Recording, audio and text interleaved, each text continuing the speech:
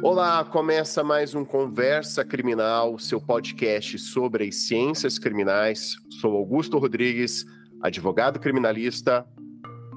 Sou José Flávio Ferrari, advogado criminalista, professor de Direito de Execução Penal. Eu sou Diego de Azevedo Simão, defensor público no estado de Rondônia. Hoje viemos aqui para tratarmos sobre o direito de defesa, a execução da defesa, o exercício da defesa na execução penal. Então confira em mais esse episódio do Conversa Criminal Podcast.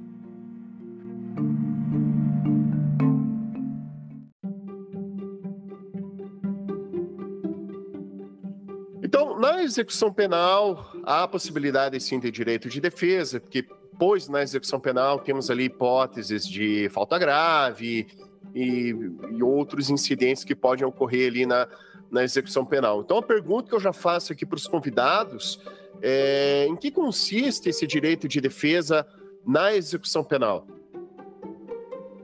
Bem, o direito de defesa, ele nada mais é do que o exercício da defesa técnica e da autodefesa nos procedimentos preliminares, no processo penal e, inclusive, na fase de execução penal.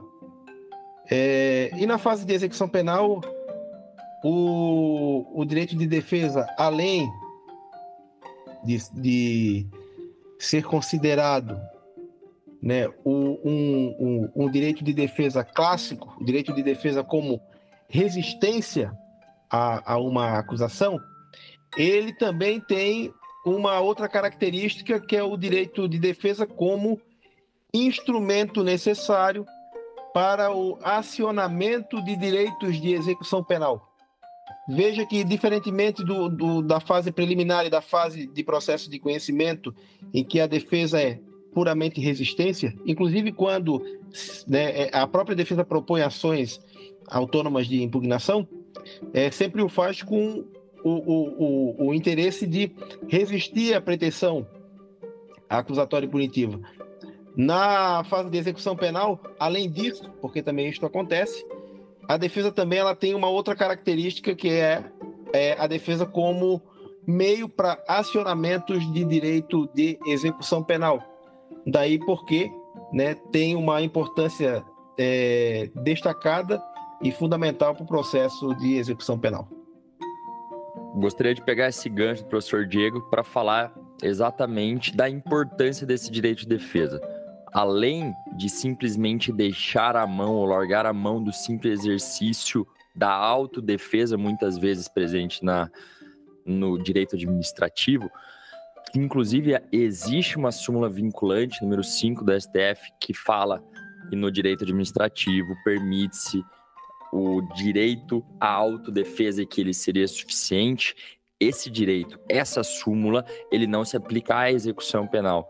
Dentro da execução penal, apesar de ainda existir essa visão no âmbito majoritário de que o direito de execução penal ele é majoritariamente administrativo, fica aqui um adendo. Felizmente está sendo mudado isso a partir desse direito penal de segunda geração, desse direito penal moderno, desse direito de execução penal moderno, também encabeçando isso o próprio STJ.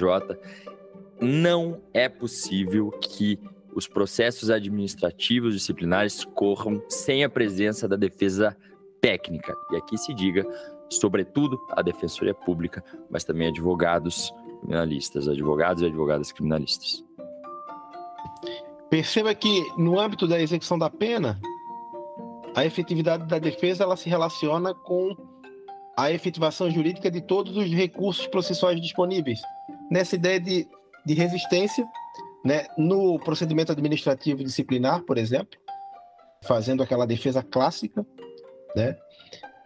também perante o próprio juízo de execução penal, fazendo a defesa clássica, a resistência, mas também acionando direitos.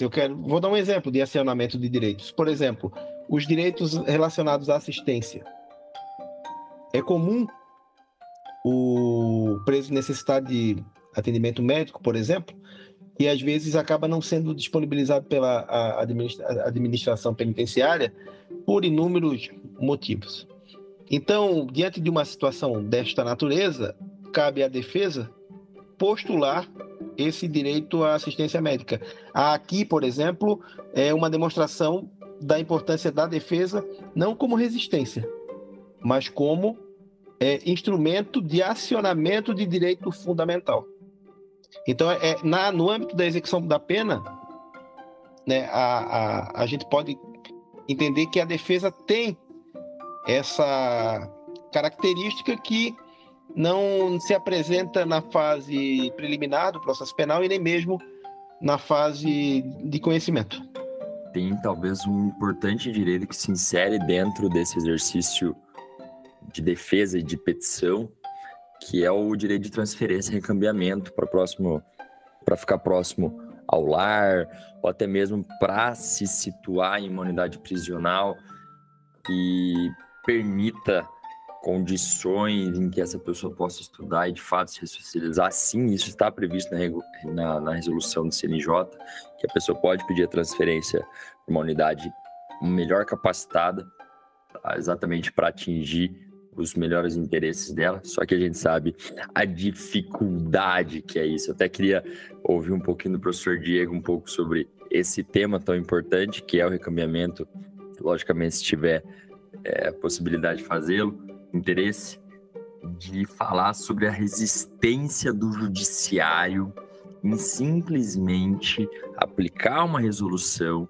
e entender esse dever do Estado de permitir que as pessoas cumpram pena próxima ao seu ser familiar, exatamente com o afim, com o objetivo final de cumprir, nem que seja o que está disposto na LEP, de buscar a reinserção social, de ao menos fornecer meios suficientes para que essa pessoa possa voltar à sociedade e não ser mais uma vez afastado dela. Bem, a gente percebe, né, que existe uma certa resistência.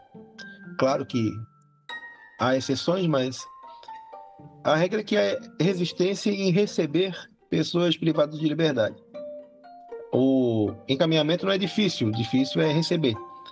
Porque, né, isso traz, de certo modo, responsabilidade para o juízo que recebe o preso, né? Em situações que, em regra, são de estabelecimentos penais superlotados.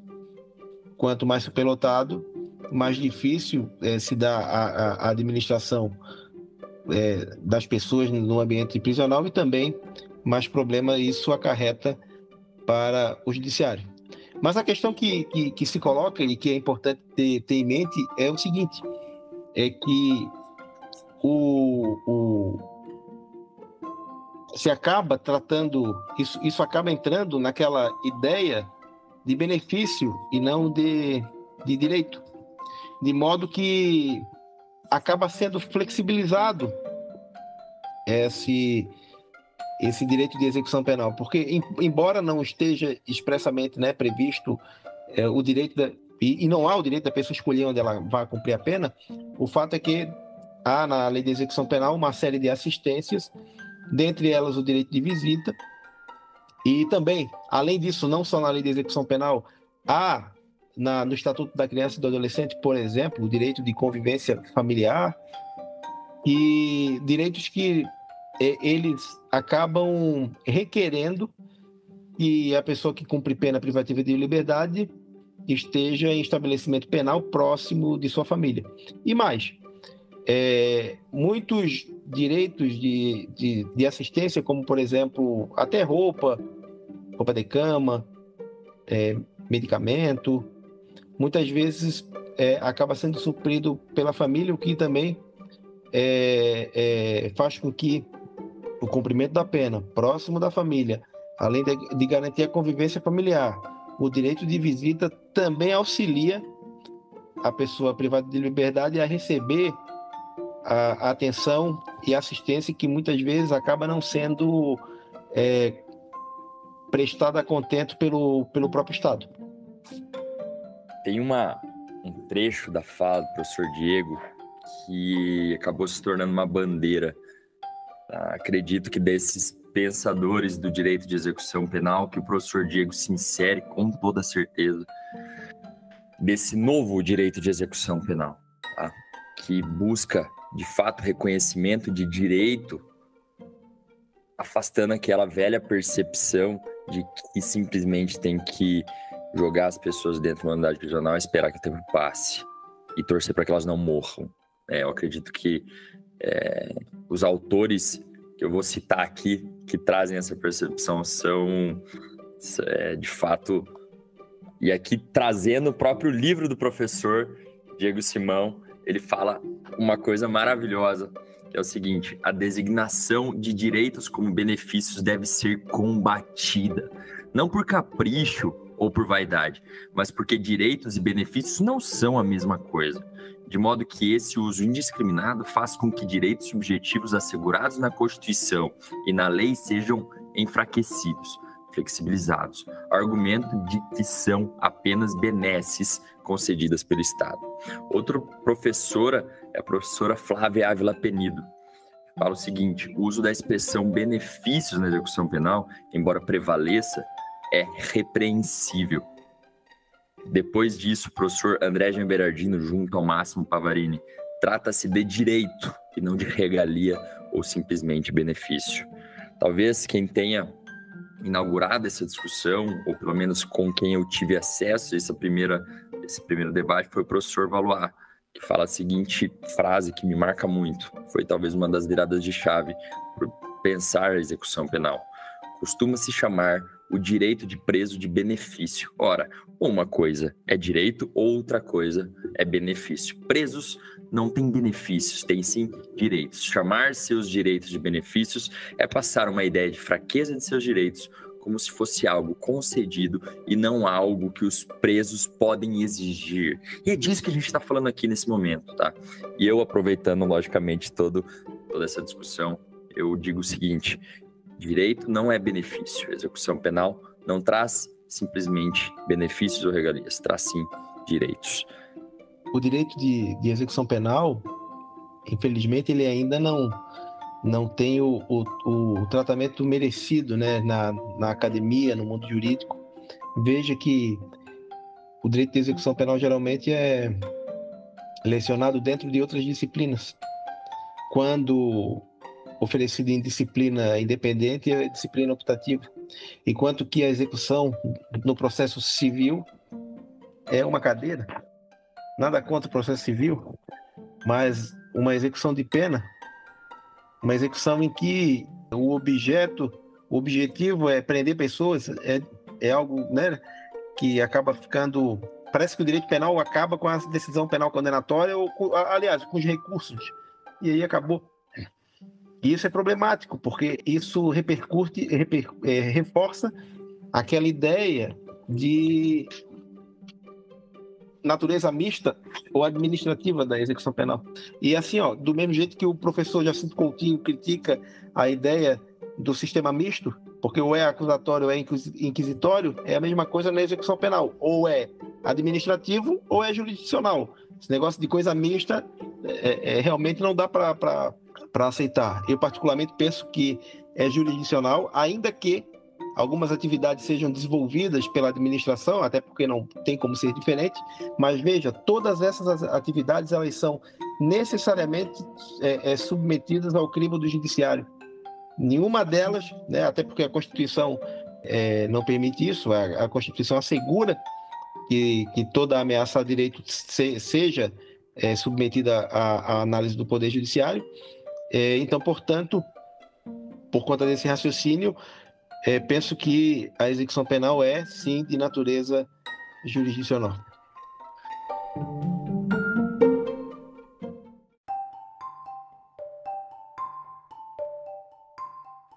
Então, dentro da execução penal, temos os PADs, né, os procedimentos administrativos, disciplinares, mas também temos alguns aspectos ali jurisdicionais, né, alguns aspectos ali também de judicialização desse procedimento, né? Do aspecto defensivo, até faço a pergunta para o professor Diego, o professor José Flávio, algumas considerações na atuação defensiva nesse sentido, nesse aspecto na execução penal. Bem, veja que o procedimento administrativo disciplinar que tramita no interior do estabelecimento penal, em razão da imputação de prática de falta disciplinar, ainda que seja um estabelecimento, um procedimento administrativo, uma vez que apura infração disciplinar no âmbito de cumprimento da pena, o direito de defesa é imprescindível, é fundamental e é assegurado à pessoa presa acusada de uma infração disciplinar. E não poderia ser diferente porque a defesa é ampla, então, portanto, ela não pode acontecer somente no processo judicializado, mas é mais que isso.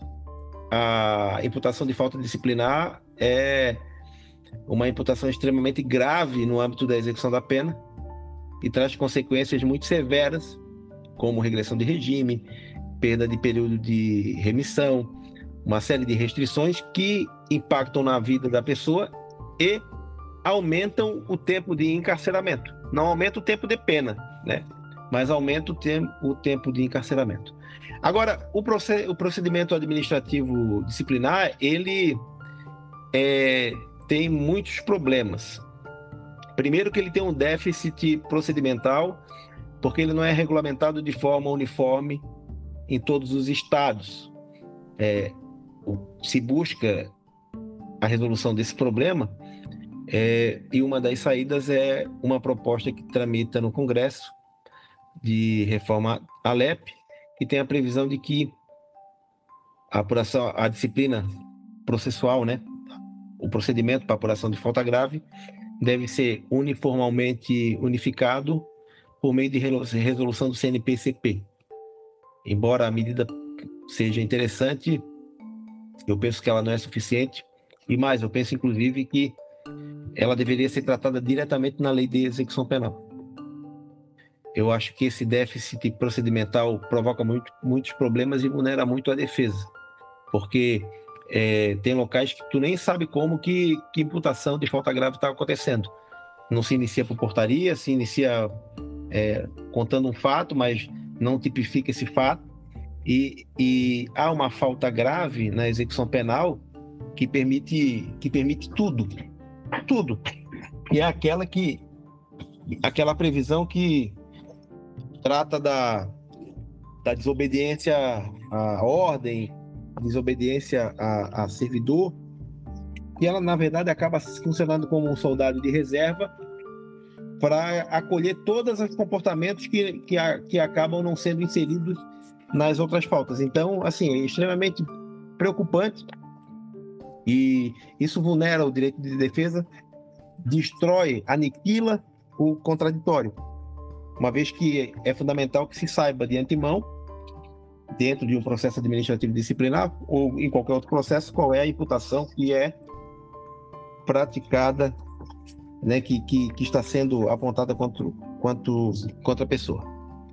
O outro problema que a gente verifica, também relacionado a esse procedimento, é o seguinte: esse procedimento tem um baixo déficit, assim, um baixo critério no que diz respeito à questão probatória, outro problema grave. E também um outro aspecto é que a lei de execução penal prevê o seguinte, que no caso de falta grave, ou seja, no caso em que o procedimento administrativo disciplinar concluir pela prática de falta grave, deve ser representado ao juízo de execução penal, e isso ocorre para que o juízo de execução penal aplique no âmbito judicial as consequências de uma prática de uma falta grave que foi reconhecida no âmbito do PAD, e também para que o juízo faça o controle de legalidade desse PAD. Só que o que acontece? Em muitas situações, às vezes, todo o procedimento administrativo é encaminhado ao juízo, inclusive os que absolveram a pessoa, que não deveriam ser encaminhados, mas são. E aí acaba que em juízo, esta situação acaba, né, às vezes sendo revista em prejuízo da pessoa condenada. Então, assim, eu penso que deveria o procedimento administrativo disciplinar, na verdade, ser um procedimento indiciário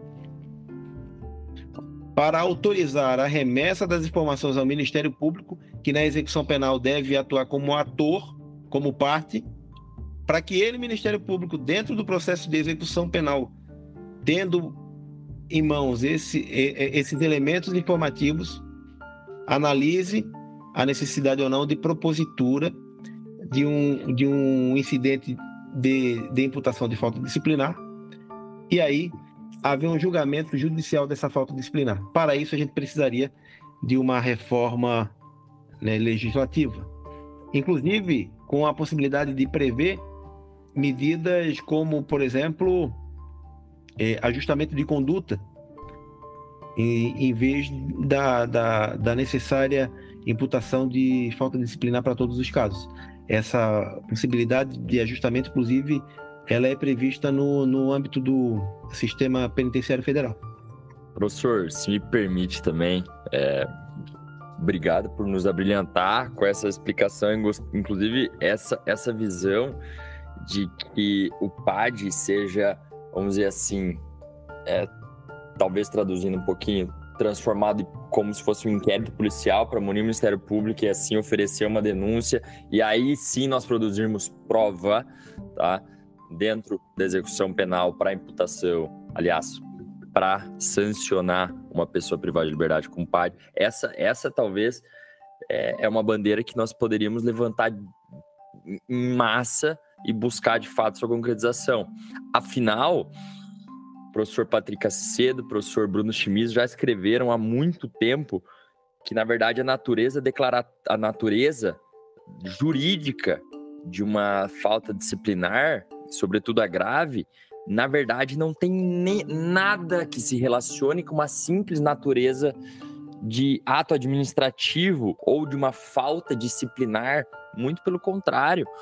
A natureza jurídica de uma falta disciplinar, sobretudo de natureza grave, ela é de sanção penal, sim.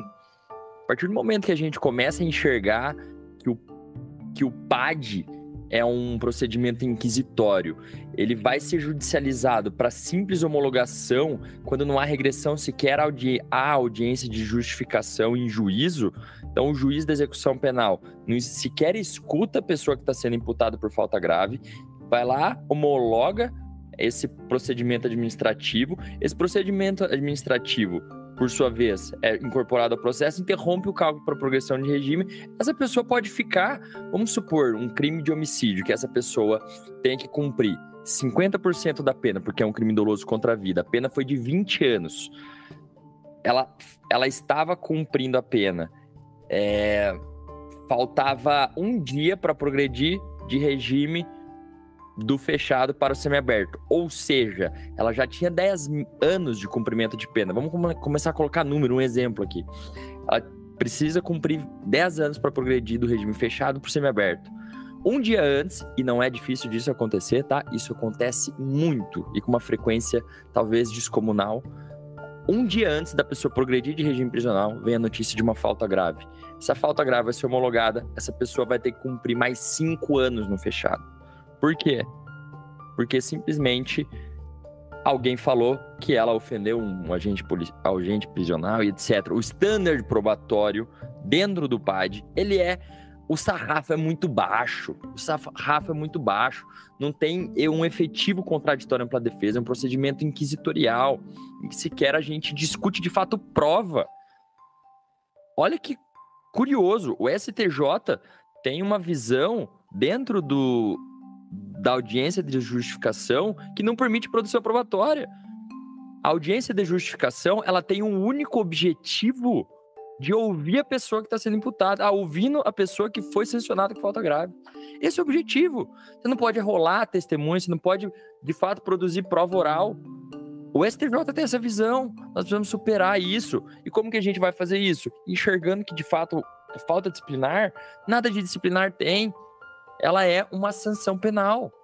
Muitas vezes, olha, professor Diego, uma das condutas que, felizmente, agora a gente voltou a rediscutir, colocar em pauta no STF, é a descriminalização dos drogas para consumo pessoal. Quantas vezes não há um PAD instaurado a partir dessa conduta supostamente criminosa assim como é na lei de drogas, o artigo 28 da lei de drogas? Essa pessoa dentro da unidade prisional foi pega, inclusive é o próprio recurso que está no STF, né? Uma pessoa privada de liberdade no estado de São Paulo foi pega com um cigarro de maconha fumando dentro da cela. E por isso ela foi sancionada por falta grave, respondeu crime, e aí esse caso chegou no STF. Olha que curioso. Essa conduta que não prevê pena,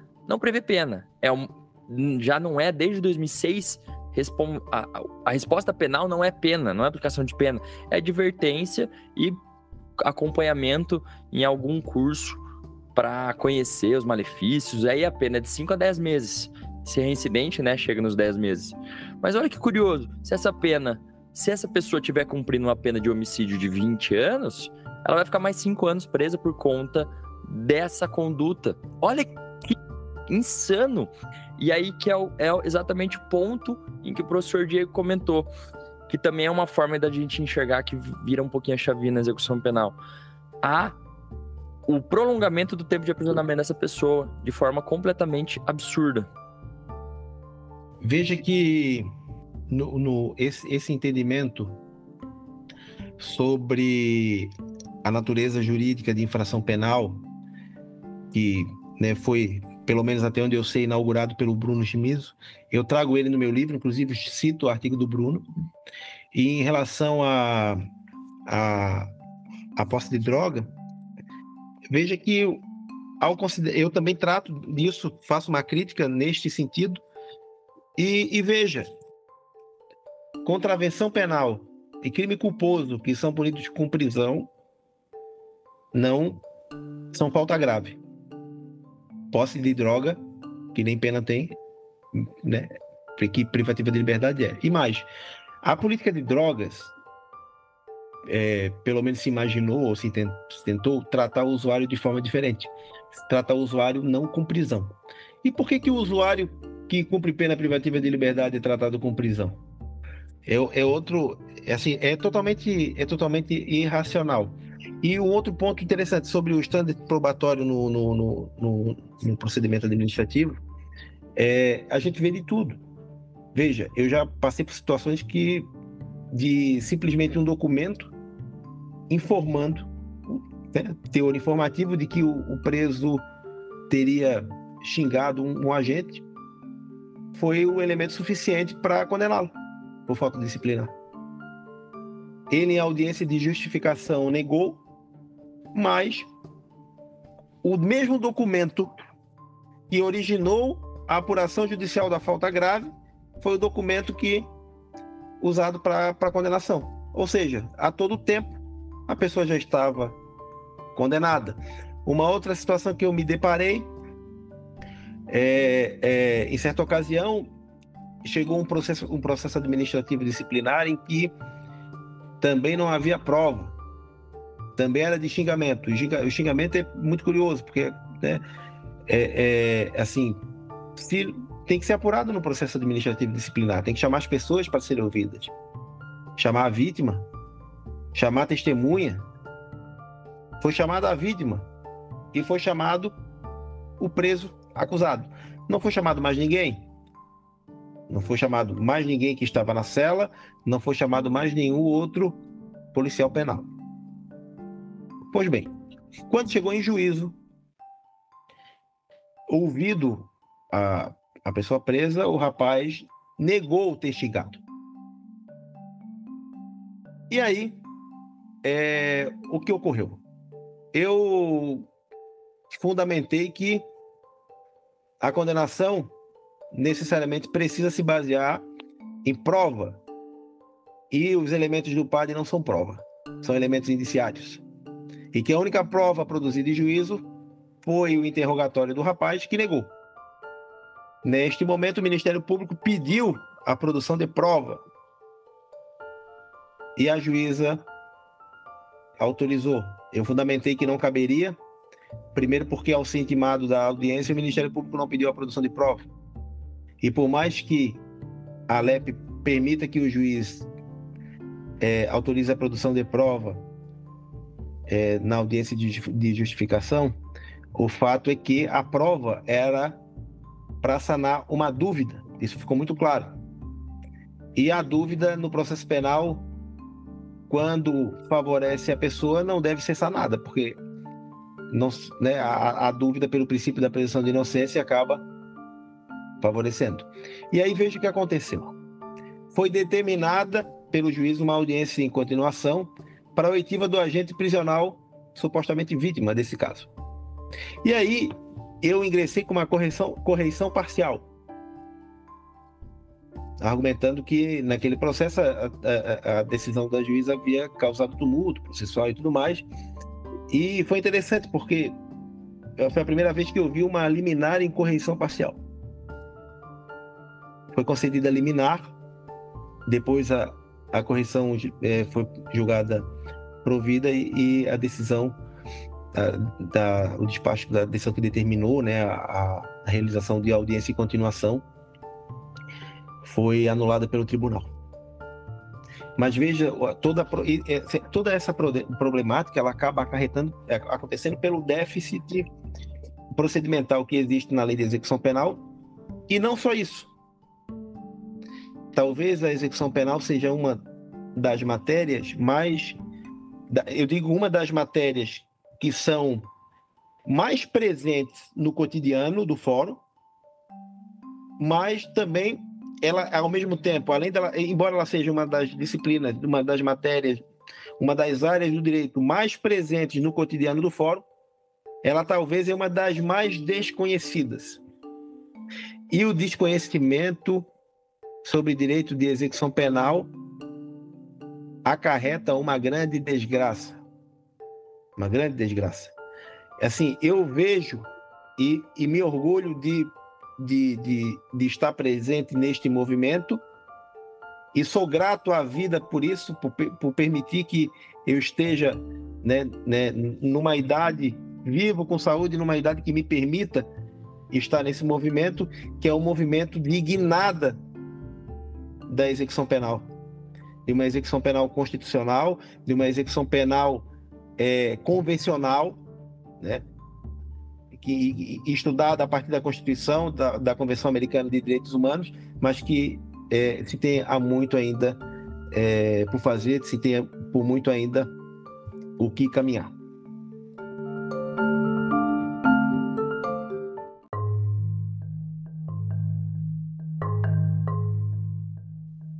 Eu só queria pegar esse link também e falar para os nossos ouvintes aqui que o professor Diego tem um livro chamado Lei de Execução Penal Comentada e Anotada.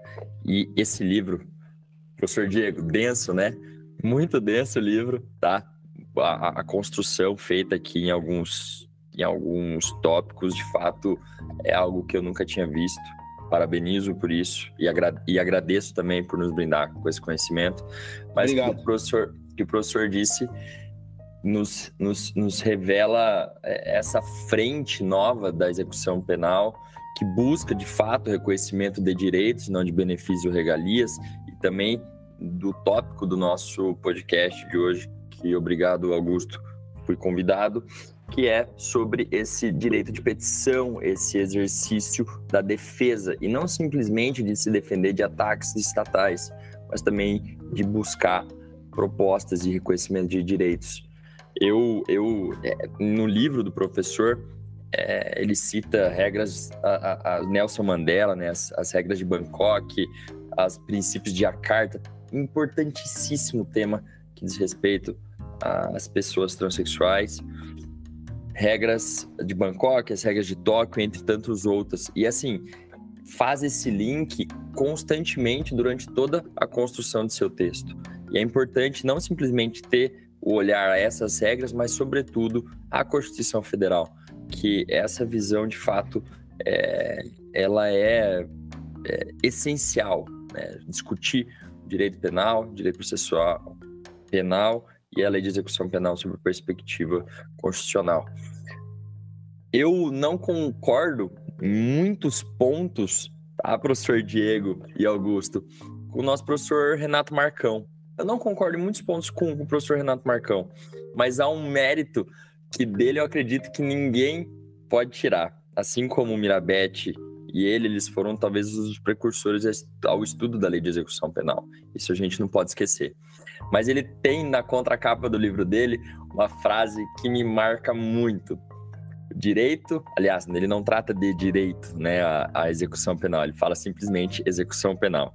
A execução penal, ela não é, aliás, a lei de execução penal, a execução penal é o patinho feio da criminologia. E eu tô com ele, eu concordo com ele, porque nós começamos a voltar nossos olhares para a execução penal somente, e aqui fica uma crítica talvez construtiva à sociedade como um todo, a gente começou a voltar os olhos para a execução penal quando pessoas importantes começaram a sofrer penas privativas de liberdade e precisaram cumprir suas penas institucionalmente. Acho que a partir desse momento que nós voltamos os olhos para esse cenário, porque até então, e o professor Diego pode dizer sobre isso com mais propriedade do que eu, nossa clientela penal sempre foi e sempre vai ser, aliás, sempre não, né? A nossa busca é que não seja, mas a clientela penal sempre foi o jovem, o preto, o pobre e o periférico. E nunca teve um interesse muito grande dos grandes poderes públicos em solucionar o sistema prisional. Felizmente, de alguns anos para cá, e aqui, sobretudo, encabeçados pela Defensoria Pública, uma grande parte, essencialmente, os nossos livros de execução penal são de defensores públicos. Professor André Jean Berardino, professor Rodrigo Duque Estrada Roig, grandes pensadores, professor Diego Simão, grandes pensadores de execução penal, também defensores públicos, Bruno Chimizo, Patrick Cassicedo, entre tantos e tantos outros. E aqui eu peço desculpa se eu... Alessa Veiga, a grande Alessa Veiga, ela talvez uma das pessoas que mais estudou induto computação na história do Brasil foi ela, tá? E aqui eu faço meus brindes a essas pessoas maravilhosas que são Rafael de Souza Miranda. Rafael de Souza Miranda, tá? Esse também tem um grande livro, né, prático de execução penal, que tem uma grande relevância no cenário nacional. Então, essas pessoas que pensam direito de execução penal sob uma nova vertente, uma nova roupagem, uma roupagem democrática, uma roupagem constitucional, uma roupagem convencional, precisam ser ouvidos, né? E felizmente, professor Diego Simão, acredito que seremos ouvidos em breve.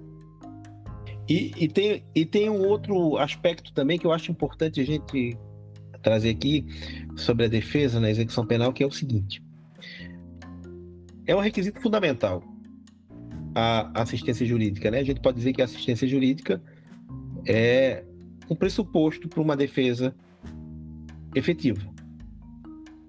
Uma assistência jurídica ou uma assistência jurídica gratuita, que é a prestada pela Defensoria Pública. Agora, não basta a assistência jurídica. E aí até é algo que eu tenho estudado, que é a defesa efetiva. Veja, tem um caso, que é o caso Cabreira Garcia e Montiel Flores versus México, caso da Corte Interamericana, em que, no parágrafo 155, a Corte decide o seguinte, que a nomeação de defensor público com o único objetivo de cumprir uma formalidade processual equivaleria a não haver defesa técnica, de modo que é imprescindível que tal defensor atue com diligência a fim de resguardar as garantias processuais do réu e assim evitar que seus direitos sejam prejudicados. Portanto, quando a gente fala de defesa, né, de defesa efetiva, de defesa ampla, essa defesa ela necessita, ela tem como necessário uma assistência jurídica qualificada, diligente e proativa. E digo mais, principalmente na execução penal. Porque a execução penal tem muitas características diferenciadas, porque, como eu insisto em dizer, ela vai além da defesa técnica, a defesa clássica, né? Ela é uma defesa também que tem por função acionar direitos, promover direitos de execução penal. E assim, ela é uma área em que é esquecida pela academia, maltratada pelos juristas, inclusive pelos próprios criminalistas, que ainda, muitos deles ainda não dão a devida atenção para a fase de execução de pena. Acaba sendo uma fase em que todo mundo atua, mas que ninguém faz nada. Porque daí os criminalistas costumam a se especializar em júri, se especializar em lei de droga, em lavagem de capitais, organização criminosa, crimes tributários, enfim. Mas o final desses processos ou é a liberdade, e aí não precisa de mais ninguém, ou é a pena. E o processo de execução penal ele ainda tem mais uma característica diferenciada. Ele exige que a defesa atue várias vezes. Um processo criminal, em regra, atua na resposta à acusação, audiência, a alegação final já em audiência, mas se for para o memorial, tem mais uma peça, memorial. Se tiver recurso, as peças recursais. E eventuais sustentações orais nos tribunais relacionados a cada uma delas. No processo de execução penal é pedido toda hora. Então, um mesmo processo de execução penal é movimentado inúmeras vezes, né?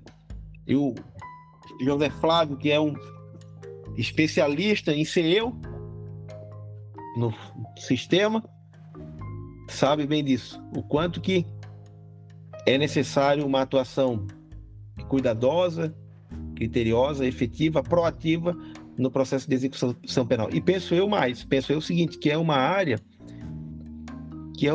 promissora, até profissionalmente para a advocacia privada. É uma área que a Defensoria Pública atua muito. A gente realmente tem uma... E é uma área que a nossa atuação de Defensoria Pública, ela não acaba dificultando ou atrapalhando a atuação do advogado, porque a gente, além de atuar de forma individual, como, né, na defesa clássica, digamos assim, né, a gente também atua como órgão de execução penal e tem uma série de outras atribuições que não alcançam as funções da advocacia privada. Então, é uma área promissora para a advocacia.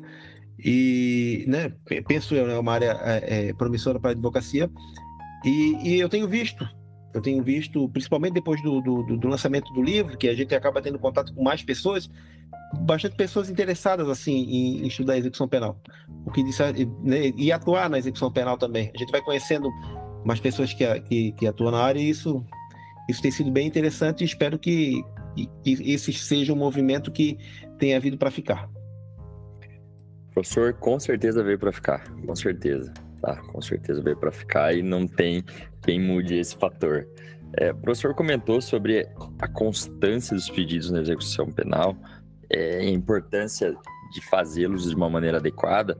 Eu costumo dizer, professor, que lógico, né, a cláusula rebus sic stantibus, né, tão presente na execução penal, acaba modificando circunstâncias a todo tempo na execução, que exigem do advogado uma atuação estratégica e de eficiência. Eu costumo dizer também, professor, que o advogado na execução penal, o defensor público na execução penal, não pode ser aventureiro. Ele não pode ser aventureiro. E digo isso, logicamente, não admite, no processo penal, não admite aventuras de advogados que são de outras áreas e vêm para cá simplesmente, eu vou fazer isso aqui porque vai dar uns honorários, alguma coisa assim, pensando exclusivamente no financeiro. Você tem que ter uma base, porque a resposta penal é pena, prisão, privação de liberdade, ofensa ao que nós temos, a um dos nossos direitos talvez mais essenciais, que é a dignidade da pessoa humana.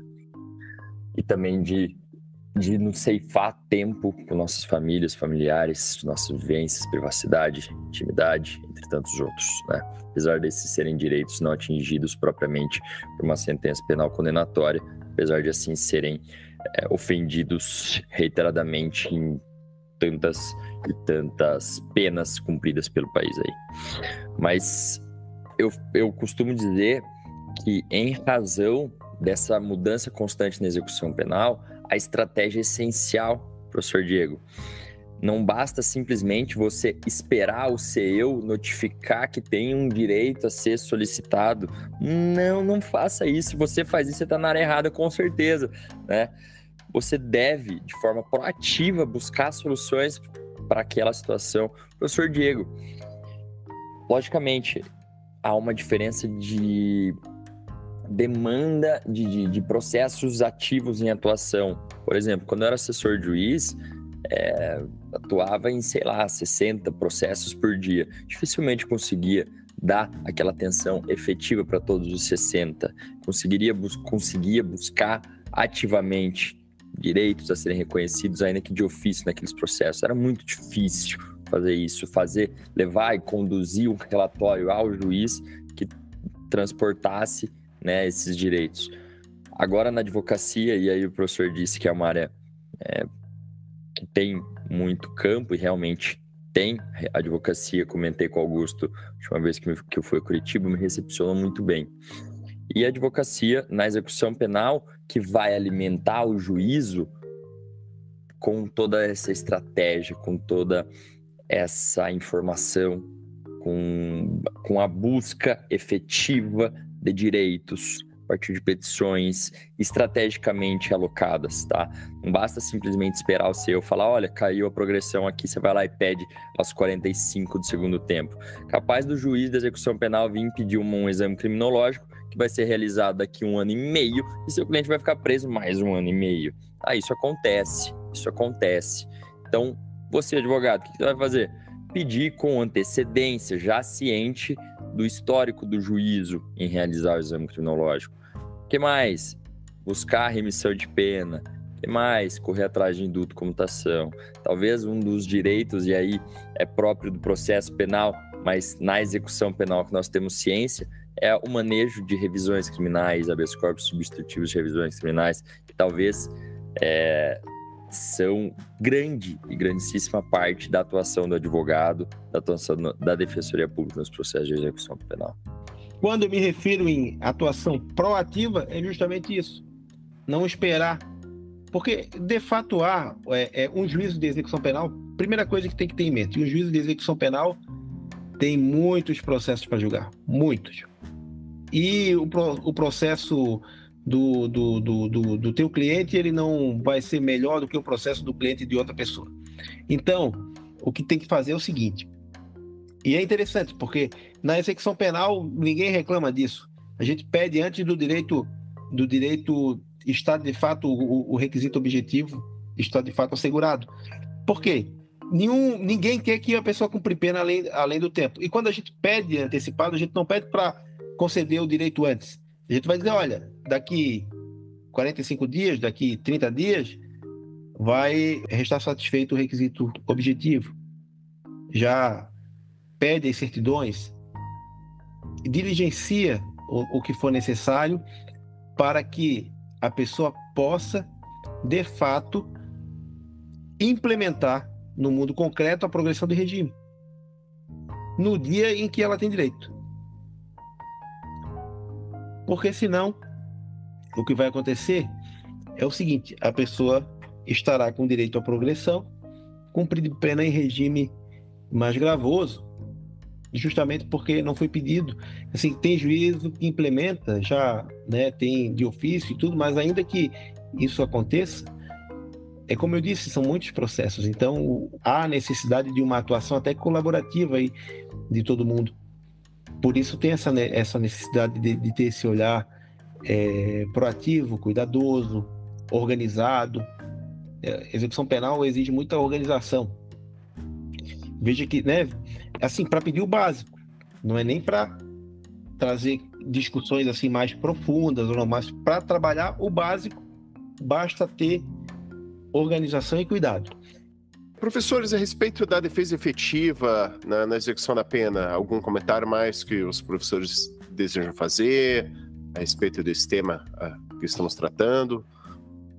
Bem, tendo em vista, né, toda essa discussão que a gente trouxe aqui, esse debate que nós travamos, a defesa efetiva na execução penal, penso eu, que deve ser compreendida como a garantia de assistência jurídica à pessoa condenada, com uma ampla disponibilização e concretização de todos os recursos que são legalmente permitidos, sejam recursos judiciais, extrajudiciais, individuais, coletivos, todos eles necessários para assegurar, no plano concreto, no plano real, o exercício dos direitos de execução penal, né? Tanto naquela ideia de defesa clássica no processo de execução penal, contraditório, ampla defesa, a ideia de resistência às imputações, como também, e aí está a grande pegada, a grande diferencial da execução penal, como também necessária para a postulação e proteção de direitos de execução penal, ou seja, para o acionamento dos direitos fundamentais das pessoas privadas de liberdade.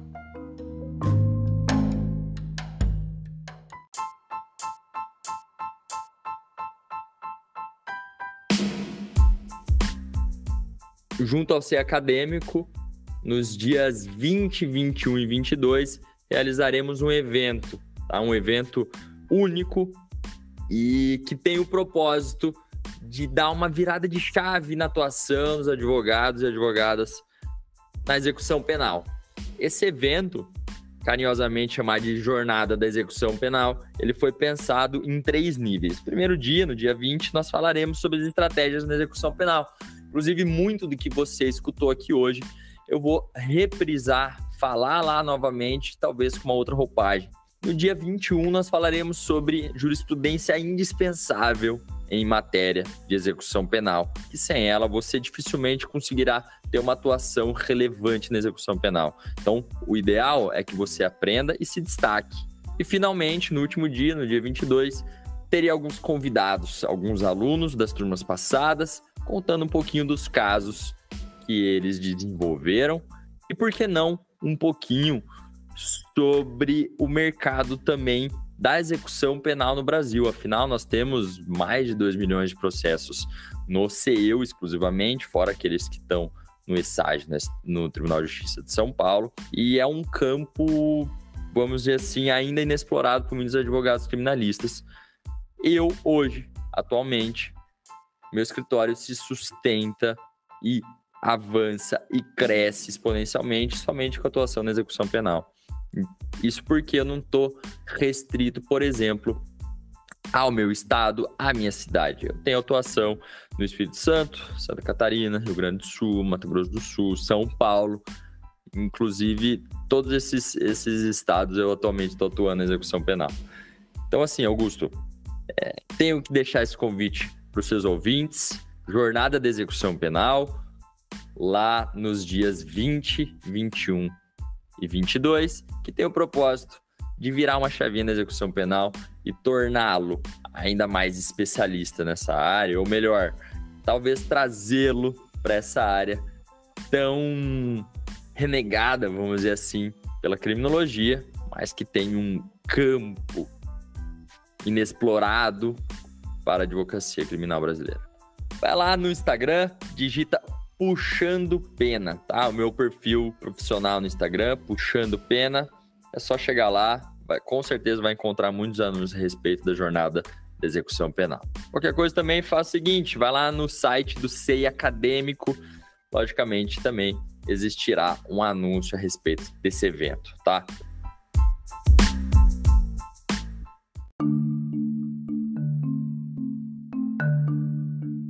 Então, esse foi mais um episódio do Conversa Criminal Podcast. Quero mais uma vez agradecer a presença dos professores José Flávio Ferrari e do professor Diego de Azevedo Simão.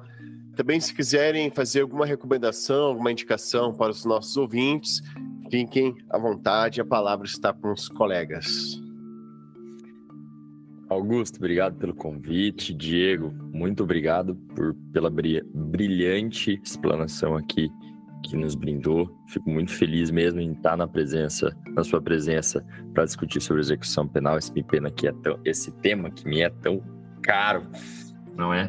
E lógico, eu tenho necessariamente que fazer referência e indicar a leitura do livro Lei de Execução Penal, comentado e anotado do professor Diego de Azevedo Simão, que aqui está conosco, não é?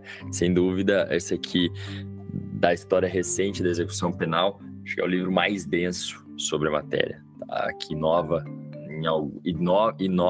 e traz argumentos de reforço em outras tantas teses e temáticas. Acredito que pensar o direito de defesa, tanto ativa, proativa, estratégica, logicamente esse livro vai te ajudar, tá? E também não posso deixar de talvez trazer em perspectiva também o livro do professor Alexandre de Moraes da Rosa, que é um livro de processo penal, mas na verdade ele traz um guia estratégico, tá? E segundo a teoria dos jogos, incorporar essa visão da teoria dos jogos à execução penal é essencial. É essencial. E eu acredito que aliando essas duas leituras, somente o sucesso vai caber dentro dos processos de execução penal de quem assim os aliar. Eu fico muito honrado com a indicação do meu livro, viu? E muito agradecido. Eu tenho também umas obras para indicar. É uma obra que é encontrada até na internet, se chama Defesa Criminal Efetiva na América Latina. Foi escrita por Alberto Binder, Ed Cap e Zaza Namoradze, extremamente fundamental. E também eu queria indicar algumas obras aqui. Eu tenho esta aqui, Introdução Crítica ao Processo Penal, do Aurí Lopes Júnior. É uma obra interessante. O Devido Processo Penal, do professor Nereu José Giacomoli, que traz uma abordagem em conformidade com a Convenção Americana de Direitos Humanos. O livro do professor Fauzi Hassan Shur, é um dos maiores processualistas penais do Brasil, e ele trabalha o processo penal a partir da Constituição e da Convenção Americana de Direitos Humanos. É um dos processualistas que melhor trabalha o processo penal nessa perspectiva constitucional e convencional. Um livro de Adalto Suanes, que foi desembargador em São Paulo, chamado Os Fundamentos Éticos do Devido Processo Legal. E o livro de Luciano Feld, do Direito de Defesa, a tutela jurídica da liberdade na perspectiva da defesa penal efetiva. São livros de processo penal, mas que são fundamentais para a atuação da fase preliminar, a fase de execução de pena, e que trabalham todos eles o processo penal, e aqui eu falo processo penal, o processo penal, o devido processo de execução penal também, porque todas essas abordagens também se aplicam no processo de execução penal, a partir da Constituição da República e da Convenção Americana de Direitos Humanos. Como eu tinha dito, a gente está com esperança, né? E eu vejo que, apesar de alguns retrocessos recentes, a gente também tem tido alguns avanços. É uma coisa até um pouco esquisita. Retrai de um lado, avança do outro, mas a gente tem percebido que está havendo uma maior, pelo menos no âmbito da academia, das discussões, e até também, de certo modo, na prática forense, a inserção das decisões da Corte Interamericana, um estudo do processo penal a partir da Constituição e da Convenção Americana, e não como aconteceu outrora, em que o processo penal era estudado a partir do Código de Processo Penal e não a partir da Constituição. Essas indicações, portanto, elas são fundamentais para quem quer que se interessa pelo estudo do processo penal, para estudar o processo penal sobre essa perspectiva constitucional e convencional. Todas essas indicações vão constar na descrição desse episódio. Mais uma vez, muito obrigado pela presença dos convidados. Quero agradecer em especial a você, ouvinte, que nos acompanhou até esse momento, e te peço uma gentileza de compartilhar esse episódio com um amigo, um parente, um conhecido que eventualmente possa se interessar pelo assunto. Peço também que me siga nas redes sociais, em especial no Instagram, no perfil @augustorodrigues.criminal. Esse foi mais um episódio do Conversa Criminal Podcast. Até a próxima. Um grande abraço a todos.